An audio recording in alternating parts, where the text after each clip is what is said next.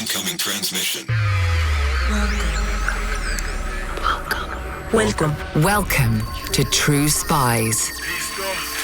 Week by week, mission by mission, you'll hear the true stories behind the world's greatest espionage operations.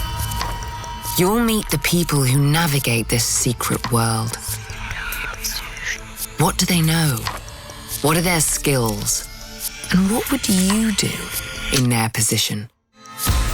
This is True Spies. We're in the dreams come true business. Some want money, some want revenge against the regime, and a good intelligence officer can make a target's dreams come true. This is True Spies.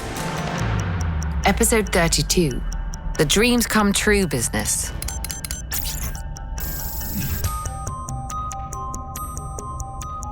What's your price?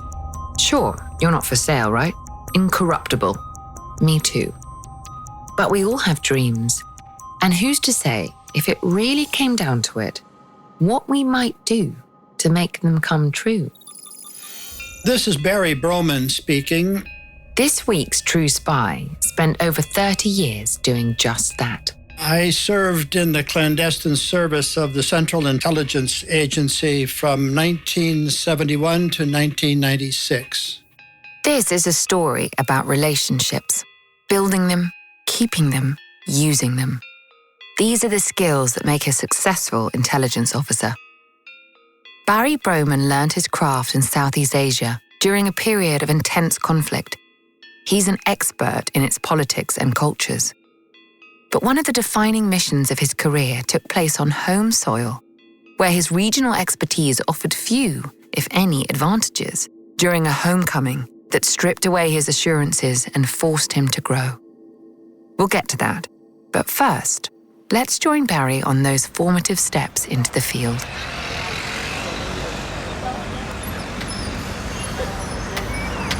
In the early 1970s, Barry Broman was stationed in Cambodia.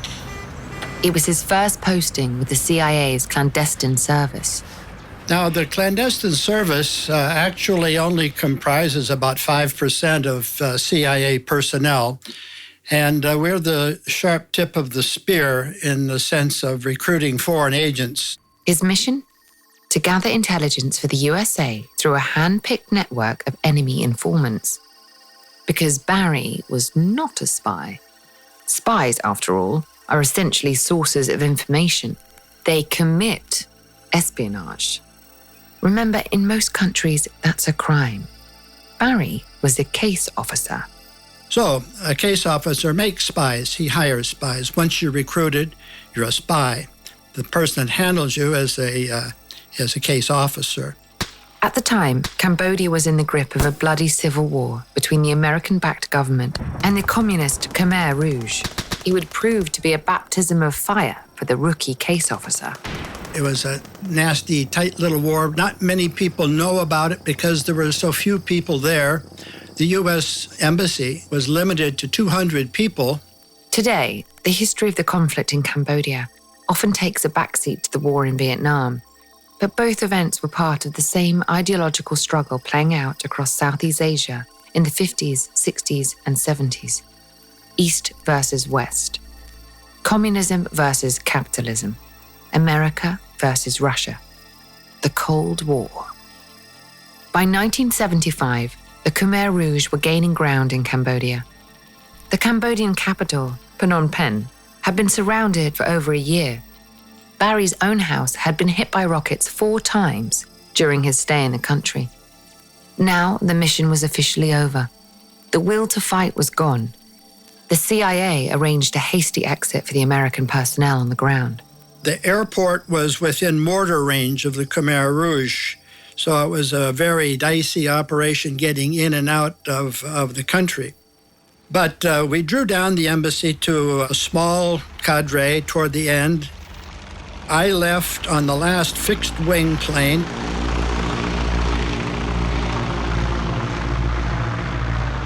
The Spartan aircraft chugged above the crated rice paddies below, on its way to the relative safety of neighboring Thailand. Barry had escaped the fall of Phnom Penh, but only just. The evacuation had been an inglorious end to a brutal conflict. In the years to come, the triumphant Khmer Rouge would be responsible for between 1 and 2 million deaths on the killing fields of Cambodia. Even for a lifelong patriot like Barry, the abandonment of the Cambodians stands out as a black mark on the USA's record. It was an unmitigated disgrace and disaster that the Americans did to the Cambodians, to the people who had their confidence in us. Because, like many of the intelligence operatives we encounter on True Spies, the core values of service and loyalty were in the blood. Let's find out a little bit more about Barry's path to the CIA. Two great advantages I gained from my father's service in the Air Force. One was the chance to spend 4 years in England when he was the base engineer at RAF Manston, an air base right on the English Channel from 54 to 58. And the second big boon from my father came when he was assigned in 1962 as an advisor to the Royal Thai Air Force, building runways in northeastern Thailand for the coming war in Vietnam. And Barry's father, who had served as a glider pilot in the Second World War, was keen for his son to experience a life of adventure too. He allowed me to drop out of university after my first year, had a scholarship, University of Illinois, which I gave up when my father invited me to come out with him to Thailand for 1 year, and it changed my whole life. Here I am in Bangkok, 1962, 18 years old, enjoying myself immensely, playing tennis all day at the Royal Bangkok Sports Club and partying all night. Like most parents, the senior Mr. Broman wanted more for his son than a life of directionless tropical luxury. And after about 2 weeks, my father said, "This isn't exactly what I had in mind for your year out of college. So if you don't get a job, you go back to school in the fall." Fortunately, Barry's extracurricular activities weren't limited to tennis. At University of Illinois, I'd been a photographer for the Daily Illini, our newspaper. I had some clippings. I took them down to the Associated Press office in Bangkok and asked for a job. It wasn't very hopeful, but I was giving it a shot. It was the early 1960s, and the struggle for control of Southeast Asia was gaining pace. There was a lot of news to cover, and the resources of the Associated Press were spread thin. Barry was in the right place at the right time. The bureau chief, Tony Escoda, looked at my clippings and said, "Can you go to Korat tomorrow?" Korat is air base up in northeastern Thailand where U.S. military troops were coming in as part of during the Lao crisis of 1962. Still a teenager, Barry worked as a photographer for the Associated Press for a year, before returning to the USA to pursue an undergraduate course at the University of Washington. In 1967, he took a commission with the US Marine Corps, who decided that he should take a master's degree in Southeast Asian studies. Smart, patriotic, worldly, and adventurous, Barry was becoming a near-perfect candidate for the CIA.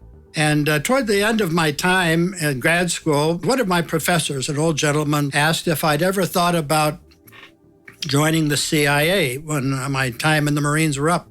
I said, never thought about it. So he said, "Look, I know a chap, a recruiter. He'd like to talk to you." So I met with this fellow, and he's a well-known CIA recruiter on the West Coast. And he said, "Look, you're getting a master's degree. You've got time in the area. You're a specialist.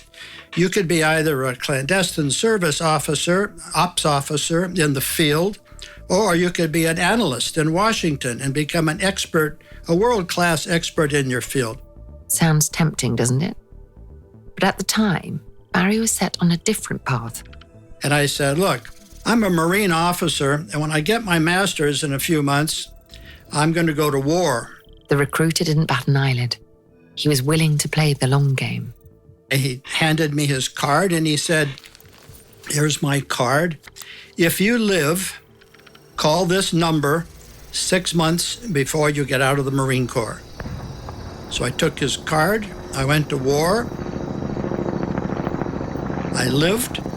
3 years later, Barry had risen to the rank of company commander at Camp Pendleton Marine Corps Base in California. He'd done his duty and more. Now it was time for a new challenge.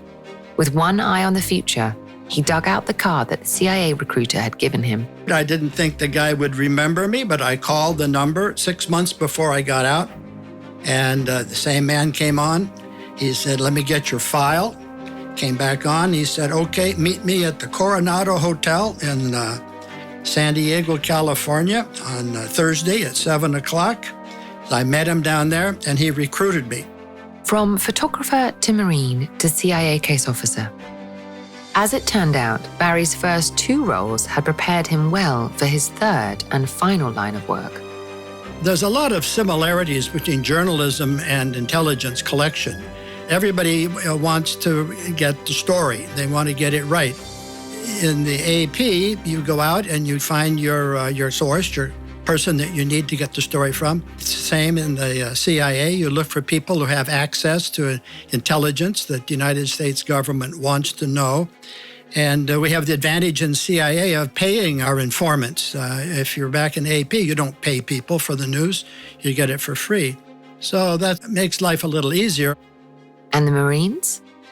How does open conflict prepare you for a life of covert ops? So then going into the Marine Corps as an officer, an infantry officer in combat, you've got to lead men in battle. And again, you're dealing with people. It's a people-to-people kind of relationship.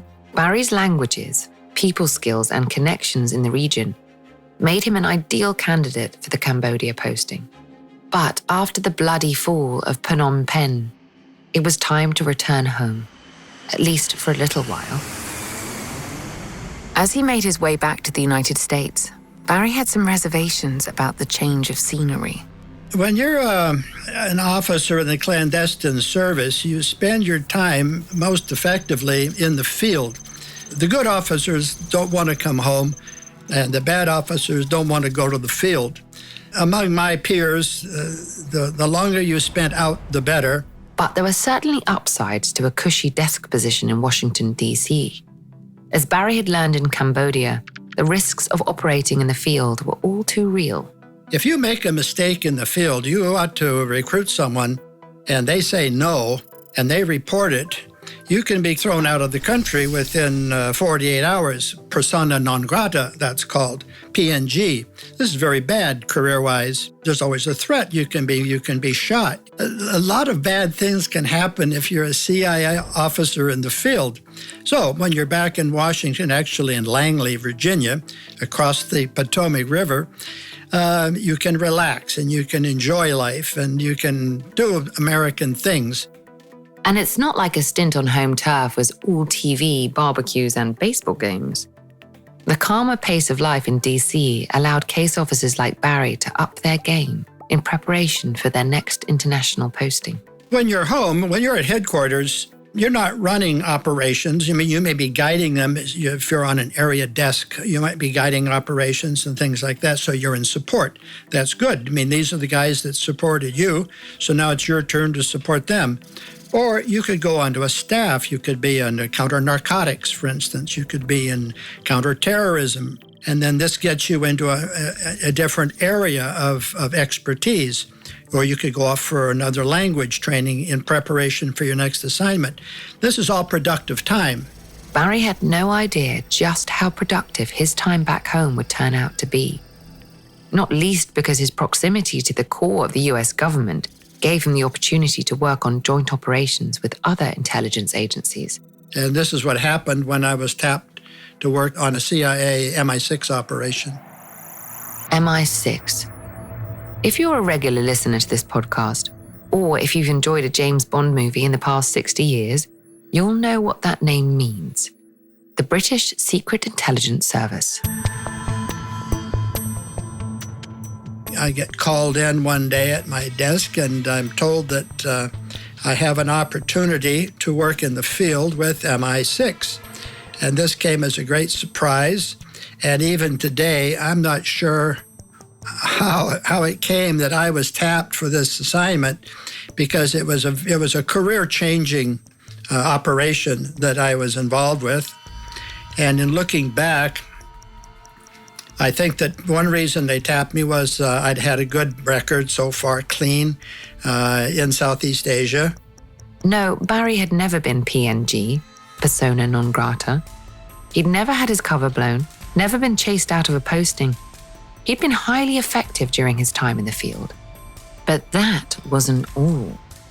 Secondly, I had a background. I had 4 years in prep school in East Kent, where I learned to play cricket, and I became an expert on British colonial stamps and colonial history, and became a great fan of Winston Churchill, and I became an Anglophile. In other words, he was one of us. But think about it. There must have been other operatives with glowing track records. And if you've ever watched the coverage of a royal wedding, you'll know that American Anglophiles aren't exactly thin on the ground. Looking back, Barry thinks there was another factor at play. Also, the fact that I was relatively junior, the fact that I knew nothing at all about the target that was selected that were to chase, now brings me to mind that if they'd send in a more senior, experienced officer with a specialty in that area, it might have caused some friction dealing with the British MI6 officer, who was, in fact, an expert in the field. Even the world's most powerful secret services can't escape the spectre of office politics. So then, this was a British-led operation taking place on American soil. The two countries have a historic bond, it's true, but that didn't mean that the CIA were willing to let a foreign intelligence agency operate in their backyard without oversight. Well, the way the rules work, and I don't want to overstep here, when SIX is active in the U.S., it's only in a liaison capacity, so that if they want to come in, like in this case, they want to come in, they have to share it. On paper, the mission itself was a relatively straightforward one. Barry and his MI6 colleague were to locate and recruit a foreign dignitary who was visiting the USA. I can't be too specific because it's a sensitive operation. And all I can say is that it was a hard target. A hard target in the argot of the Cold War intelligence community signifies a target who hails from a denied area, a communist country, basically. That included the USSR, Red China, and any of their less influential allies.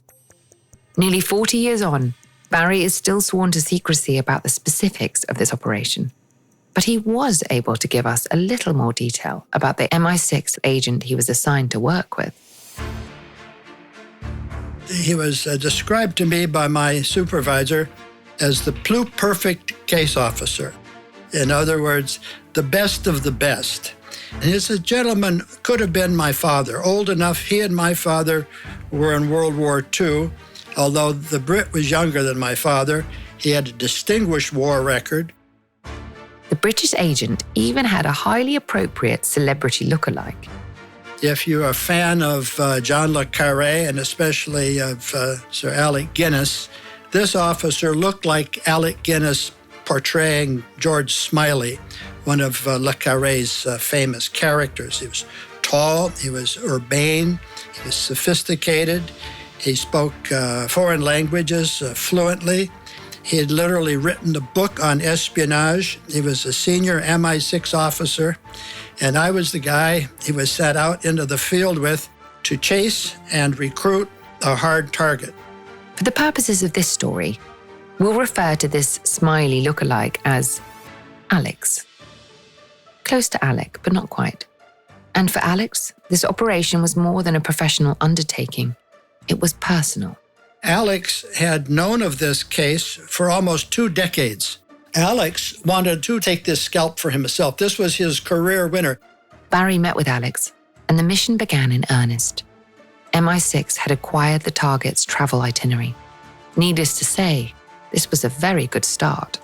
It was a sort of an international, let's say, delegation or something like that. It was, these guys are officials, and some of them are quite senior officials. It wasn't it's not going to be in the newspaper, but certainly these people had to have visas, okay? And so it would come immediately to the attention of FBI.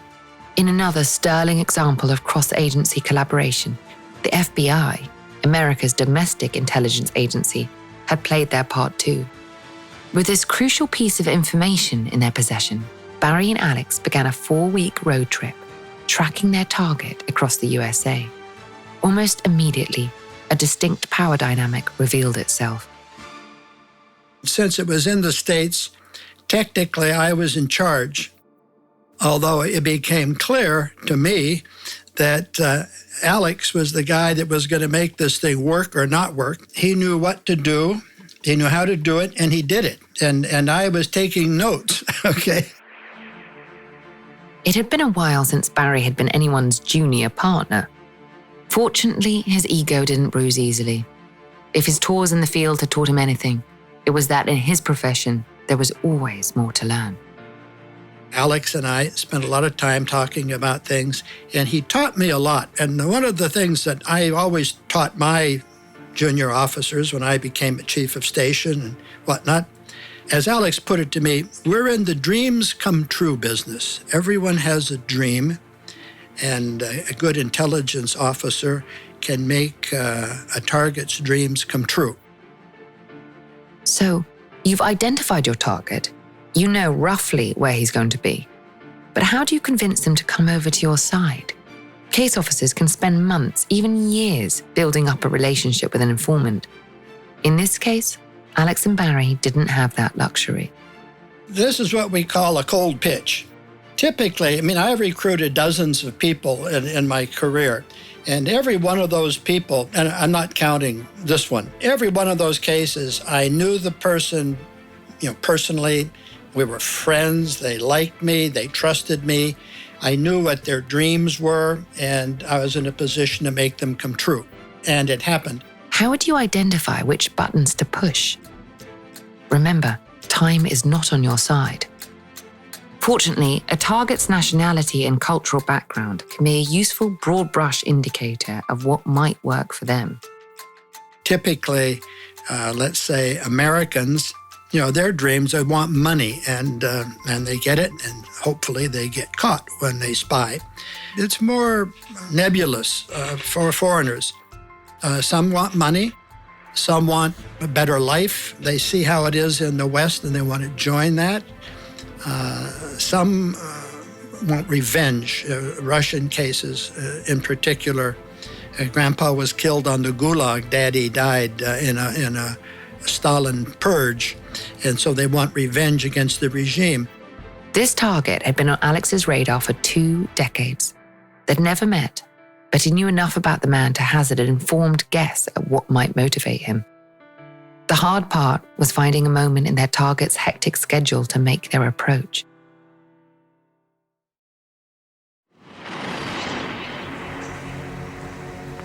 We came to a town where the group that our target was with had some time off. We saw the pattern that was coming forward. We saw when they had downtime that chaps could wander off to a bookstore or whatever. And so we just watched him. We were right with him every step of the way. He didn't know it. All we had to do was to look at his schedule on an hour-by-hour basis and see when he might be free, and then to hone in and grab him for 30 minutes, which is all it took. Eventually, the moment that the 2 men had been waiting for presented itself. The target was isolated. Barry can't tell us exactly where the approach was made, but use your imagination. Maybe it was between the shelves of one of those charming little bookstores he mentioned. Maybe it was in the booth of a diner or a dimly lit hotel bar. Wherever it was, it would need to be relatively secluded. Foreign governments have measures in place to thwart the recruitment of their staff by enemy agencies. These guys have their own security guys watching them so they don't defect. And that was another issue that we had to contend with. Alex and Barry had to move quickly. The unnamed delegate's security detail would not leave him exposed for long. I was very excited. Alex, of course, it's hard to tell if he's excited because he's a smooth old Brit and he's done this before. Necessarily, Alex was a difficult man to read. During his long and decorated career, he'd perfected a cast iron poker face, which made the next words to come out of his mouth all the more surprising. So then he says to me, "Now, before we make the approach, I feel I should tell you my secret instructions." Secret instructions? Barry was stunned. Imagine the scenarios that might flash through your brain in this moment. Were these instructions even from MI6? So I'm a bit surprised. I mean, I didn't know if he's got secret instructions. Why tell me? And I said so. And he said, well, I feel you should know. I said, Alex, what are your secret instructions? The older man looked Barry in the eye. A flicker of a smile darted across his distinguished features. He spoke again. He said, I was told not to let this case come to recruitment. Don't pitch him. Barry hadn't seen this coming. If Alex and MI6 had known all along that they were not supposed to be recruiting this target, why go to the effort of driving around America for a month? Why waste everyone's time? So now I'm surprised. I say, Alex, what the hell? And what are we doing? Why are you here? He said, I'm here because MI6 wants to recruit this guy unilaterally, just us, not with the Americans. So MI6 weren't against recruiting the target. They were just against sharing him with the USA. Remember, MI6 had to liaise with the CIA if they were working on American soil. This meant that the British would lose exclusive access to the target if he was recruited. It would mean red tape, delays, and quibbles over how the asset was used. And no matter how close a relationship between the USA and the UK is, both countries are duty-bound to act in their own interests. Alex had been tasked with deliberately failing the assignment. If a recruitment on American soil failed, then MI6 would be free to pursue the target another time, in another place, on their own terms. But Alex had his own agenda, independent of his employers. He said, I'm telling you this because we can get him. After 20 years of chasing, Alex wasn't about to let internal politics stop him getting his man. He continued. This is a rare opportunity. I've been after this chap for 2 decades. We can get him now. And I said, yeah, but you've got these secret instructions. And he said, well, you don't know that. I'm just giving you this as background. And I said, well, what do you want to do? He says, well, the quote was, let's be robust. Exciting as it was, the MI6 man's zeal presented a conflict for Barry. After all, Alex wasn't the only one who'd had an unofficial caveat added to his mission briefing. Then the ball shifts to me, and I say, Alex, I wasn't going to say this, but I too have secret instructions from my supervisor. And so he was surprised. He said, well, can you share that? I said, yeah. My boss told me, whatever happens on this operation, don't piss off the Brits. Realization dawned. If this recruitment went ahead, both men would be in open defiance of their orders. A positive outcome would, in fact, piss off the Brits. Put yourself in Barry's position. Would you recruit the hard target?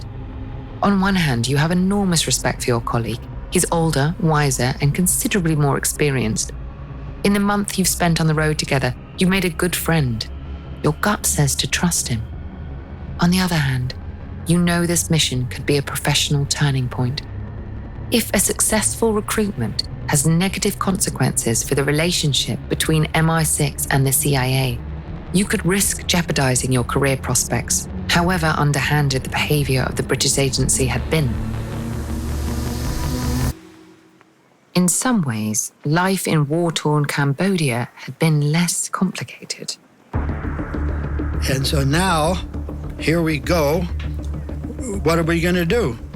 And Alex said, listen, You don't know my secret instructions. I don't know your secret instructions. Let's just go get him. Then again, what's one more little secret? Time to be robust. The two men, bonded by adrenaline, made their move. But oddly enough, the hard target didn't seem all too surprised. He knew what was going to happen. I mean, he could see it coming. This could mean one of two things. Option one, the hard target has been tipped off. Perhaps his own people had noticed the two men on their tail. Or maybe somebody within MI6 didn't quite trust that Alex would follow through on his secret orders and had thought of a contingency plan. Option two, the target has been in this game a while. He knows how these approaches are made, and he's not altogether opposed to them. Naturally, option two was preferable. The fact that when we got him alone in a room, he knew that something was happening. And especially when these foreigners are speaking his language fluently and then have knowledge of his job and his family. I mean, normally a guy like that would be running for the door. But the foreign delegate didn't run. Alex made his opening pitch. The target listened. This was a good start. Even listening to an approach from a hostile intelligence agency could have dire consequences. These guys, they get briefed by their own counterintelligence people. If someone approaches you, you have to, don't talk to them. You have to report it immediately. I mean, he'd have been shot if he was caught. It was a measure of Alex's skills that he didn't get to the door. He didn't try to get to the door. You make your own luck in this business. Alex finished his spiel. He'd offered the target his heart's desire. Barry can't tell us exactly what was on the table. Maybe money, maybe revenge, maybe the chance of an all-American retirement in some sunny corner of the States. But in that moment, it didn't matter. He rejected the pitch. He turned it down. He said, it's too dangerous. I can't do it. Maybe this was for the best. After all, they'd followed their secret orders to the letter. The recruitment had failed. But Alex had one more trick up his sleeve. Remember, he knew every detail of this man's life. He knew where to apply pressure. And so, knowing the dream that the target had, he was told, if your wife knew what we were offering you, and she knew that you turned it down, she would kill you. The target had been preparing to make his exit. Now he stopped. He mused for a moment, visibly conflicted. Who presented the greater danger? Who would he rather betray? His country or his wife? Weighing up the options, his choice was clear. And he said, I'll work for you. And he did.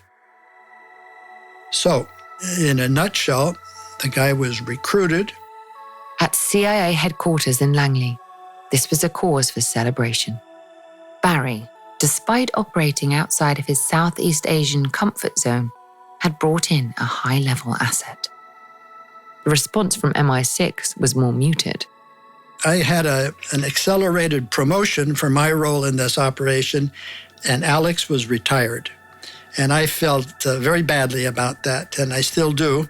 But Alex didn't mind. Even if his bosses at MI6 were unhappy, he'd finally completed a mission that had spanned a good chunk of his career. Who needs a faultless operational record when you've achieved that? Now, Alex was a heavily decorated fellow. I can't tell you the particular decoration because that would give him away. All I can say is this was Alex's big case, and it happened, and I feel so glad for him. It didn't really bother him. After I saw him, we discussed this several times. It didn't bother him that he got retired because of this. I think there was some in-house politics or something like that. But certainly Britain got great intel that we shared with Americans. It's kind of win-win. Alex became a friend and mentor. the James Bond to Barry's Felix Leiter. They stayed in touch for years after their first operation together, and Barry's admiration for him runs deep, even today. In 1996, Barry decided to join his old friend in retirement after a long career that had eventually returned him to his first love, Southeast Asia. My last posting was Chief of Station, Rangoon, Burma, which I enjoyed very much. And since retirement, I have a consulting firm. I'm on the board of several companies, but I did 14 books, mostly photo books, and 9 documentary films, all of them in Southeast Asia. So I keep my hand in. I'm Vanessa Kirby. Join us next week for another encounter with True Spies. We all have valuable spy skills, and our experts are here to help you discover yours. Get an authentic assessment of your spy skills created by a former head of training at British Intelligence for free now at SPYSCAPE.com.